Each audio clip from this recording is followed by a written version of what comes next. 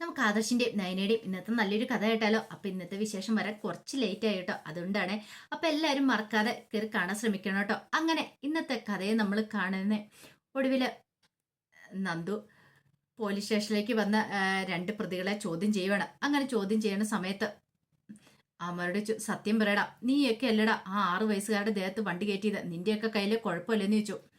അത് കേട്ടപ്പോൾ ഒരുത്തം പറഞ്ഞു, അതെ മാഡം, ഞങ്ങളുടെ കയ്യിൽ തെറ്റില്ല എന്ന് പറഞ്ഞു. ആ പെങ്കൊച്ച് പെട്ടെന്ന് ഓടി വന്ന് ഞങ്ങളുടെ വണ്ടിയുടെ മുന്നിലേക്ക് ചാടിയതാന്ന് പറഞ്ഞു. അത് കേട്ട് കഴിഞ്ഞപ്പോഴത്തേനും നന്ദൂര് ദേഷ്യം വന്നു. നീ നന്നായിട്ട് മദ്യപിച്ചിട്ടുണ്ടല്ലോടാ, എന്നിട്ട് പോലീസുകാരുടെ നേർക്കും തർക്കിക്കുമെന്ന് ചോദിച്ചുകൊണ്ട് അവന്റെ കർണം തീർത്തൊന്ന് പൊട്ടിക്കുവാണ്. അപ്പോഴേക്കും കൂട്ടുകാരൻ പറഞ്ഞു, അയ്യോ മാഡം, അവനല്ല വണ്ടി ഓടിച്ച്, ഞാനാ വണ്ടി ഓടിച്ച, ഞാൻ മദ്യപിച്ചിട്ടില്ല എന്ന് പറഞ്ഞു. ശിക്ഷിക്കാനായിട്ട് നായകനെ എത്തിയല്ലോ. എടാ, ഇതൊക്കെ ഞങ്ങൾ കുറെ കണ്ടിട്ടുള്ളതാ. ഇതേ മദ്യപിച്ചിട്ട് വാഹനം ഓടിച്ചു കഴിയുമ്പോ പിന്നെ കൂടെയുള്ളവൻ അതങ്ങനെ ഏറ്റെടുക്കും. കാരണം മദ്യപിച്ചിട്ടില്ലെങ്കിൽ അവൻ കുറ്റം ഏറ്റെടുക്കും. അപ്പൊ പിന്നെ പ്രശ്നമില്ലല്ലോ. നീയൊക്കെ മദ്യപിച്ചിട്ടുണ്ടോ ഇല്ലെന്നൊക്കെ തെളിയിക്കാനുള്ള സംവിധാനങ്ങളൊക്കെ ഉണ്ട്. അതുകൊണ്ടേ ഇവന്മാരുടെ മെഡിക്കൽ ചെക്കപ്പ് ഒന്ന് എടുക്കുക, എന്നിട്ട് വേണം എന്ന് പറഞ്ഞു. അപ്പോഴേക്കും ഒരുത്തം പറഞ്ഞു, അതെ മാഡം, ഞങ്ങളെ പിടിച്ച് അകത്തിട്ടുണ്ടെങ്കിൽ വിവരം അറിയും, ഞങ്ങൾ ആരാ എന്താന്നും അറിയത്തില്ല, നീയൊക്കെ എന്ത് ചെയ്യൂടാ എന്ന് ചോദിച്ചോണ്ട് അവനിട്ട് ഒന്നുകൂടെ അങ്ങോട്ട് പൊട്ടിക്കുവാണ്. മര്യാദയ്ക്ക് നിനക്കൊക്കെ വണ്ടി ഓടിക്കാൻ പറ്റില്ലല്ലേ?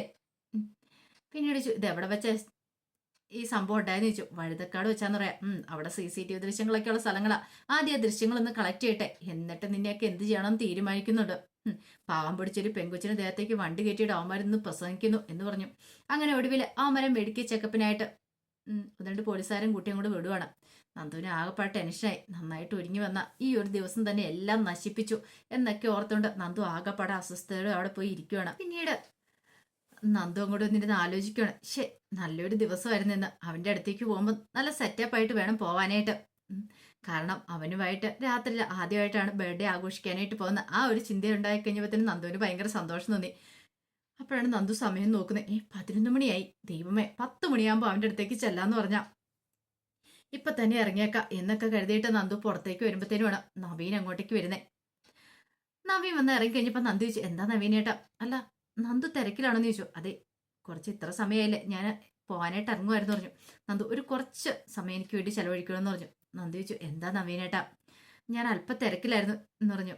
അതെ, നന്ദു ഒന്ന് വന്നിട്ട് പോകാൻ പറഞ്ഞു. അങ്ങനെ നന്ദുവിനെ വിളിച്ചോണ്ട് അകത്തേക്ക് അങ്ങോട്ട് പോവാണ്. ഈ സമയത്ത് അവിടെ നിന്ന് 2 പോലീസുകാരോട് അത് പറയാൻ പറ്റില്ലല്ലോ എന്നൊക്കെ പറയണം. അങ്ങനെ അകത്ത് എന്ന് കഴിഞ്ഞപ്പോഴത്തേനും നന്ദി ചോദിച്ചു, എന്താ നവീനേട്ടാ എന്ന് ചോദിച്ചു. അല്ല, മുമ്പ് വന്ന ചെറുപ്പക്കാരല്ലേ, അവരുടെ കാര്യം പറയാൻ വേണ്ടിയാ വന്നാന്ന് പറഞ്ഞു. അവര് നിരപരാധികളാന്ന് പറഞ്ഞു. നിരപരാധികളോ? പാവം പിടിച്ച ഒരു പെൺകൊച്ചിന്റെ ദേഹത്ത് വണ്ടി കയറ്റിയിട്ട്, അതും 6 വയസ്സുള്ള ഒരു പെൺകുട്ടിയുടെ ദേഹത്ത് വണ്ടി കയറ്റിയിട്ട് നിരപരാധിയാന്നോ? നന്ദു, നിനക്കറിയത്തില്ലാത്തോണ്ടാ. അവര് നിരപരാധികൾ തന്നെയാ. അതിന്റെ CCTV ദൃശ്യങ്ങളും കാര്യങ്ങളൊക്കെ ഞാൻ നോക്കിയിട്ടുണ്ടായിരുന്നു പറഞ്ഞു. പിന്നെ അതിലൊരുത്തനാ മദ്യവും കഴിച്ചിട്ടുള്ളൂ, മദ്യം കഴിക്കാത്തവനാണ് വണ്ടി ഓടിച്ചതെന്നും പറഞ്ഞു. അത് കേട്ടപ്പോൾ നന്ദു പറഞ്ഞു, പക്ഷേങ്കിൽ എനിക്ക് അത്ര ഇതായിട്ട് തോന്നിയില്ല എന്ന് പറഞ്ഞു. നന്ദു, അതാ CCTV ദൃശ്യങ്ങളൊക്കെ കണ്ടുകഴിയുമ്പോൾ നിനക്ക് മനസ്സിലാവും. ആ കുട്ടിയുടെ അച്ഛനും അമ്മയും അവളും കൂടെ ഒരു ഓട്ടോറിക്ഷ വന്ന് ഇറങ്ങിയതാ. വന്ന് ഇറങ്ങി കഴിഞ്ഞപ്പോൾ ആ കുട്ടി എന്ത് ചെയ്തു, പെട്ടെന്ന് അങ്ങോട്ട് റോഡ് ക്രോസ് ചെയ്തു. ഇവന്മാര് ചില പതുക്കെ വന്നുകൊണ്ട് മാത്രം വലിയൊരു അപകടം ഒഴിവായത്. അല്ലെങ്കിൽ ആ കുട്ടി മരണപ്പെട്ടു പോകാനാ. അതുകൊണ്ട് മാത്രം ആ കുട്ടിക്ക് വലിയതായിട്ട് അപകടം പറ്റിയില്ല. അല്ലായിരുന്നെങ്കിൽ ആ കുട്ടിയുടെ ജീവൻ തന്നെ പോയാനും. ഇവന്മാരുടെ ഭാഗത്ത് ഒരു തെറ്റും ഇല്ലാന്ന് പറഞ്ഞു. അത് കേട്ടപ്പോൾ നന്ദു ഇങ്ങനെ ഇരുന്ന് ആലോചിക്കുകയാണ്. പിന്നീട് നന്ദു പറഞ്ഞൊരു കാര്യം ചെയ്യാം നവീനേട്ടാ, ഞാൻ നോക്കട്ടെ എന്നൊക്കെ പറഞ്ഞു. പിന്നീട് ഒരു കോൺസ്റ്റബിളെ വിളിച്ചിട്ട് പറഞ്ഞു, അവന്മാരെയും കൂടി വിളിക്കാൻ പറയണം. ഈ സമയത്ത് നവീനെ നന്ദുവിന്റെ മുഖത്തേക്ക് തന്നെ നോക്കുക. ഈ കേസ് വന്നുകൊണ്ട് ഇവളിപ്പൊ കാണാൻ പറ്റി, അതുകൊണ്ട് ഇവളുടെ അടുത്ത് കുറച്ച് സമയം ചെലവഴിക്കാം എന്നൊരു ചിന്തയൊക്കെ ആയിരുന്നു നവീന്റെ മനസ്സിൽ. പക്ഷെ നന്ദുവിന് ഭയങ്കര ടെൻഷനായിരുന്നു. സമയം പോയിക്കൊണ്ടിരിക്കുക. അനിയുടെ അടുത്തേക്ക് ചെല്ലാന്ന് പറഞ്ഞ് സമയം കഴിഞ്ഞുകൊണ്ടിരിക്കുകയാണ്. അവനാണ് തനിക്ക് വേണ്ടിയിട്ട് ഒരു പാർട്ടി ഒരുക്കി കാത്തിരിക്കുക. ആ ഒരു ടെൻഷനായിരുന്നു നന്ദുവിന്റെ മനസ്സിൽ. ഇതേ സമയത്ത് അനി ആകെപ്പാട് ടെൻഷനിലിരിക്കുകയാണ്. ഇതെന്താ അവൾ ഇതിനായിട്ടും വരാന്ന് പറഞ്ഞ സമയമൊക്കെ കഴിഞ്ഞല്ലോ എന്നൊക്കെ ഒരു ചിന്ത അനിക്ക് വല്ലാത്തൊരു ബുദ്ധിമുട്ടായിപ്പോയി. ആ സമയത്ത് നന്ദുവിന്റെ അടുത്തേക്ക് അവന്മാര് പ്രതികളെ കൊണ്ടുവരുവാണ്. കൊണ്ടുവന്നിട്ട് പറഞ്ഞ്, നിന്റെയൊക്കെ ഉണ്ടല്ലോ, ഞാൻ പറയണില്ല, 2 നിന്റെയൊക്കെ കണ്ടിട്ട് നല്ല നന്നായി. നിന്റെയൊക്കെ വീട്ടിൽ അറിയിക്കുക വേണ്ട. ഇനി മേലാൽ ഇതൊക്കെ ആവർത്തിച്ചാണ്ടല്ലോ സൈൻ ചെയ്തിട്ട് പൊയ്ക്കൊള്ളാനൊക്കെ പറയണം. അങ്ങനെ അവന്മാര് സൈൻ ചെയ്തിട്ട് അവന്മാരങ്ങോട്ട് പോവാണ്. ഈ സമയത്ത് നവീൻ പറഞ്ഞു, അതെ, അവന്മാരുടെ കൈ വലിയ തെറ്റൊന്നുമില്ല. എന്തായാലും നവീനേട്ടാ, ഇതങ്ങനെ വെറുതെ വിടാൻ പറ്റില്ല. അവന്മാരുടെ വീട്ടിലൊക്കെ അറിയിക്കണമെന്ന് പറഞ്ഞു. വീട്ടിലൊന്നും അറിയിക്കാതിരുന്നിട്ട് കാര്യമില്ലാന്ന് പറഞ്ഞു. പിന്നീട് പറഞ്ഞു, എങ്കിൽ ശരി, ഇറങ്ങിയാലോ നവീനേട്ടാന്ന് ചോദിച്ചു. അല്ല, അത് പിന്നെ എന്താ നവീനേട്ടാ? ഒന്നുമില്ല. നിന്നെ ഞാൻ വീട്ടിൽ കൊണ്ടേ വിടണം നന്ദു. അതിന്റെ ആവശ്യമൊന്നുമില്ല. ഞാൻ സ്കൂട്ടിയും കൊണ്ടാ വന്നേന്ന് പറഞ്ഞു. ഇത്ര സമയമായില്ലേ, പെട്ടെന്ന് പോകാലോ എന്ന് പറഞ്ഞു. അങ്ങനെ പുറത്തേക്ക് ഇറങ്ങി വരുമ്പോഴത്തേനും രണ്ട് പോലീസുകാരെ അവിടെ നിൽപ്പുണ്ടായിരുന്നു. അവര് മുമ്പേ ആണെങ്കിൽ ഒരു കാര്യം പറയാൻ വന്നാ അത് പക്ഷെ നന്ദുവിനോട് പറഞ്ഞില്ലായിരുന്നു. അപ്പോഴാണ് നവിയും വരുന്നത്. അങ്ങനെ നന്ദു അങ്ങോട്ട് പോകാൻ തുടങ്ങിയപ്പോഴത്തേനും അതിലൊരു പോലീസുകാരൻ പറഞ്ഞു, മാഡം ഒരു കാര്യം പറയാണ്ടായിരുന്നു പറഞ്ഞു. എന്താ? അതെ, ഞങ്ങളൊരു കേക്ക് കൊണ്ടുവന്നിട്ടുണ്ടെന്ന് പറഞ്ഞു. മാഡത്തിന് വിരോധമില്ലെങ്കിൽ അതൊന്ന് കട്ട് ചെയ്തിട്ട് പോവുകയാണെങ്കിൽ. അപ്പോഴേക്കും നന്ദുവിന് ഭയങ്കര ടെൻഷനായി. കാരണം നവീനോട് പോലും പറഞ്ഞിട്ടില്ല ബർത്ത്ഡേ എന്നുള്ള കാര്യം. ഇതിന്റെ ഇടയ്ക്കാണെങ്കിൽ അനിയുടെ ഒരു വോയിസ് മെസ്സേജ് വന്നിട്ടുണ്ടായിരുന്നു. അത് നന്ദു അറ്റൻഡ് ചെയ്തില്ല. കാരണം വോയിസ് മെസ്സേജ് ആയതുകൊണ്ട് അത് നവീൻ കേട്ടാലോ എന്ന് കരുതിയിട്ടാണ് അറ്റൻഡ് ചെയ്യാതിരുന്നത്. അങ്ങനെയൊന്നും കേട്ടിട്ടുണ്ടെങ്കിൽ നവീനയുടെ ബർത്ത്ഡേ എന്ന് അറിയുകയും ചെയ്യുമല്ലോ. ആ സമയത്താണ് ഒരു പോലീസുകാരൻ ഇത് പറയണത്. പെട്ടെന്ന് നവീൻ ചോദിച്ചു, ആഹാ, നന്ദുവിന്റെ ബർത്ത്ഡേ ആണോ? അതാണ് നന്ദു എന്താ ഒരു വാക്ക് പോലും പറയാത്തെന്ന് ചോദിച്ചു. അത് പിന്നെ നവീനേട്ട ഇന്നല്ല നാളെയാന്ന് പറഞ്ഞു. ആ കൊള്ളാം, നാളെ അവനിട്ട് ഇനി കഷ്ടിച്ചാര മണിക്കൂർ പോലും ഇല്ല എന്നിട്ടാണോ പറയണേ? അപ്പോഴേക്കും നന്ദി ചോദിച്ചു, നിങ്ങൾ എന്താ അത് പറയാത്തേന്ന് ചോദിച്ചു മുമ്പ്. അത് പിന്നെ മുമ്പ് മാഡത്തിനോട് പറയാൻ വേണ്ടി വന്ന അപ്പോഴാണ് നവീൻ വക്കീൽ വന്നേ. അതുകൊണ്ട് പിന്നെ ഞങ്ങള് അത് പറയാതിരുന്നേ. വക്കീൽ സംസാരിച്ചുകൊണ്ടിരിക്കുമല്ലോ വക്കീലുമായിട്ട്. അതുകൊണ്ടാ പിന്നെ പോകുന്ന സമയത്ത് മാഡത്തിനോട് പറയാന്ന് കരുതി. അതുകൊണ്ടാ അത് പറഞ്ഞു. അത് കേട്ട് കഴിഞ്ഞപ്പം നന്ദുവിന് ഭയങ്കര ടെൻഷൻ. എന്ത് ചെയ്യണമെന്ന് അറിയത്തില്ല. നവീൻ പറഞ്ഞു, നന്ദു നീ ഒരു കാര്യം ചെയ്യ, ഒന്ന് കട്ട് ചെയ്യുവാന്ന് പറഞ്ഞു. അത് നവീനേട്ടാ എനിക്ക് കുറച്ച് തിരക്കുണ്ടായിരുന്നു. എന്ത് തിരക്കുണ്ടായാലും സാരമില്ല, ഇനി കുറച്ച് സമയമല്ലേ ഉള്ളൂ, കട്ട് ചെയ്തിട്ട് പോയാൽ മതി എന്നും പറഞ്ഞോണ്ട് നന്ദുവിനെ നിർബന്ധിക്കണം. നന്ദു ആകെപ്പാടെ പെട്ടുപോയി. എന്ത് ചെയ്യണം എന്നറിയത്തില്ലാത്തൊരവസ്ഥയായി പോയി നന്ദുവിന്. അതേ സമയത്ത് നന്ദുവിനെ കൊണ്ട് കേക്ക് മുറിപ്പിക്കാനായിട്ട് ഒരുങ്ങുവാണ് നവീനും ബാക്കി പോലീസുകാരൊക്കെ ചേർന്നിട്ട് നന്ദുവിനോട് കേക്ക് കട്ട് ചെയ്യാൻ പറഞ്ഞു. നന്ദു ആകെപ്പാടെ വിഷമിച്ച് നിൽക്കുക. എന്ത് ചെയ്യണം എന്നറിയത്തില്ല.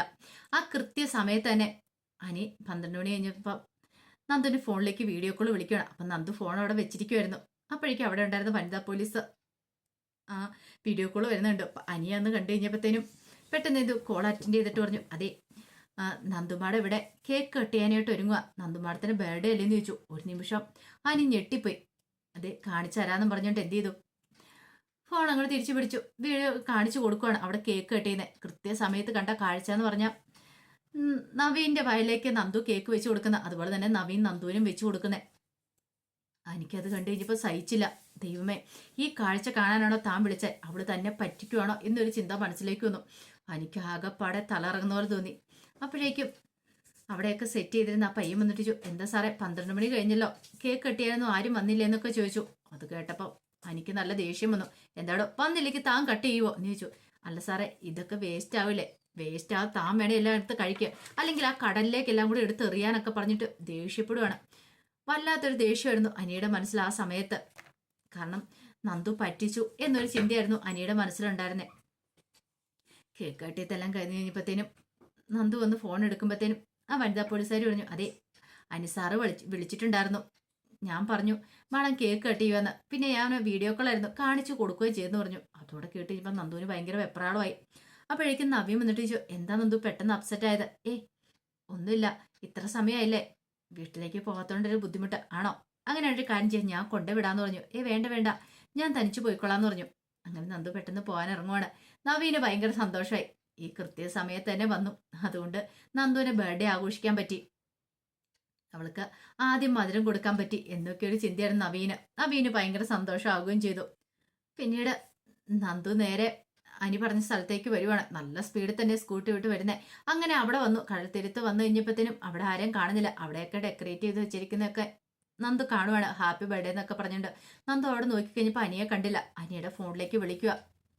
അനി കാറ് കൊടുത്തോണ്ട് പോയിട്ടുണ്ടായിരുന്നു. അനി കോള് കട്ട് ചെയ്തു. കോൾ എടുത്തില്ല. 2-3 വട്ടം വിളിച്ചിട്ടും കോൾ എടുത്തില്ല. നന്ദുവിന് ഭയങ്കര ടെൻഷനായി.